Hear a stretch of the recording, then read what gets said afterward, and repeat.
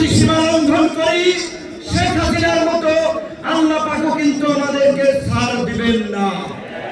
আপনাদেরকে একটি কথা স্মরণ করিয়ে দিতে চাই, আপনারা যদি ইসলামী রাজনীতি করেন, ইসলামী মূল্যবোধকে সামনে রেখে কথা বলেন, নিশ্চয়ই আপনারা জানেন আল্লাহ তাআলা মানুষকে ধন সম্পদ এবং ক্ষমতা দিয়ে এবং নিয়ে পরীক্ষা করে। গত 16 বছরে আমাদের কাছ থেকে আল্লাহ তাআলা নিয়েছেন, আমাদের ধৈর্যের পরীক্ষা নিয়েছেন। আমরা সেই পরীক্ষা উত্তীর্ণ হয়েছি বলেই আমাদেরকে এই রহমতের জুলাই উপহার দিয়েছিলেন। সেই জুলাইয়ে আমরা বাংলাদেশের মানুষের উপরে চেপে থাকা দৈত্য দানবের মতো 16 বছরের ফাঁসিবাদকে পরাজিত করেছি।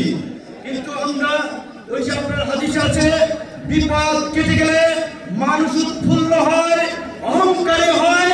তাই আমরা দেখতে পাচ্ছি এই গণঅভ্যুত্থানে আমাদের অংশীদারেরা মজলুমরা আজকে উৎফুল্ল অহংকারী হয়ে জালিম হয়ে উঠছে। তাই আপনাদেরকে মনে করিয়ে দিতে চাই, আমরা যদি সীমা লঙ্ঘন করি শেখ হাসিনার মতো আল্লাহ পাকও কিন্তু আমাদেরকে ছাড় দিবেন না।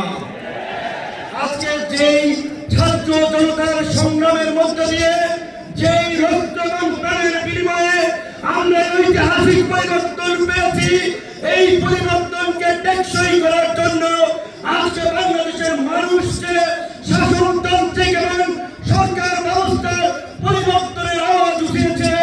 সরকারকে বলতে চাই, সেই শাসনতান্ত্রিক ব্যবস্থার মৌলিক পরিবর্তন না করে আপনারা নির্বাচনের দিকে হাঁটবেন না। এক্সট্রিম মশার কয়েল প্ল্যান্ট ফাইবার দিয়ে তৈরি, তাই সহজে ভাঙে না, সুগন্ধিযুক্ত ও নিরবিচ্ছিন্নভাবে জ্বলে। ডেঙ্গু, চিকুনগুনিয়া বাহি সহ যে কোনো মশার বিরুদ্ধে দেয় এক্সট্রিম সুরক্ষা। নির্বাচনের আগে সমস্ত রাজনৈতিক দল যেন নির্বিঘ্নে প্রচারণা করতে পারে, নিরপেক্ষ একটি প্রশাসনিক এবং রাষ্ট্র ব্যবস্থা থাকে, সেই লেভেল প্লেইং ফিল্ড নিশ্চিত করতে হবে, যেটা আজকে এই সমাবেশের একটি দাবি। একই সাথে আমরা বলতে চাই, গত এই 11 মাস ধরে স্থানীয় সরকারের কোন জনপ্রতিনিধি নাই, মানুষের একটা চরম ভোগান্তি। তারা অনতিবিলম্বে স্থানীয় সরকার নির্বাচনের মধ্য দিয়ে জনগণের এই দুর্ভোগ লাঘব করেন। আমার ভাই, আমার সহকর্মী, সহযোদ্ধা বন্ধু জাহিদুল ইসলাম বলেছে, আমিও তার সাথে একাত্মতা পোষণ করে বলতে চাই, অনেকেই আমাকে ইয়ার্কি করে বলে, ভাই ডাকসুস আমি কি আপনি নিয়ে গেছেন নাকি? ডাকসুস আর খোলে নাই আপনার পরে। তো আমি বলতে চাই, ডাকসু সহ সকল ছাত্র সংসদ নির্বাচনের মধ্যে দিয়ে ছাত্র রাজনীতিতে একটি গুণগত পরিবর্তনের ধারা এই সরকারকে শুরু করতে হবে।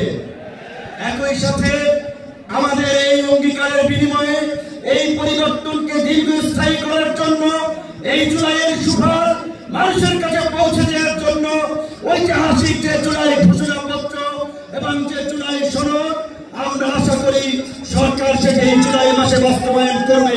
অন্যথায় জুলাইয়ের অংশীদাররা এই সৌরাত্রি উদ্যানে যেমনি কিছুদিন আগে ইসলামী আন্দোলন সমাবেশ করছে, জামাত করছে, অন্যান্য দল করছে, সরকার যদি জুলাইয়ের ঘোষণা এবং জুলাই সনদ দিতে ব্যর্থ হয়, আমরা জুলাইয়ের অংশীদাররাই ঐক্যমতের ভিত্তিতে এই সৌরাত্রি উদ্যানে আমরা ঘোষণা করব।